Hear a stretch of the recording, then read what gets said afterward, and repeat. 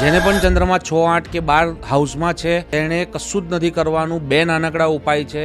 ચંદ્રમાં week છે. ચંદ્રમાં એટલે આપણું મન. આપણે કોઈ પણ વસ્તુ વિચારીએ છીએ અને એક્ઝિક્યુટ નથી કરી શકતા, કારણ કે આપણું મન કમજોર પડે છે. મન એટલે કે ચંદ્રમાં 6th હાઉસ, 8th હાઉસ કે 12th હાઉસ, 6ઠ્ઠા, 8મા કે 12મા ઘરમાં હોય તો તમારો ચંદ્રમાં વીક કહેવામાં આવે છે. સાથે શનિ હોય તો પણ વીક છે, સાથે રાહુનું પ્લેસમેન્ટ હોય તો પણ વીક છે. જેને પણ ચંદ્રમાં 6, 8 કે 12 હાઉસમાં છે તેણે કશું જ નથી કરવાનું. 2 નાનકડા ઉપાય છે. સવારે જ્યારે પણ એ શાવર લે છે, નાહી છે, ત્યારે તેણે સાથે દૂધની એક વાડકી રાખવાની છે અને દૂધથી પણ નાહવાનું છે.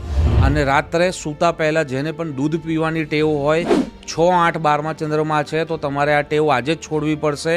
તો તમારું મન મજબૂત થશે અને તમારા કામ ઇઝીલી પતશે. ધન્યવાદ.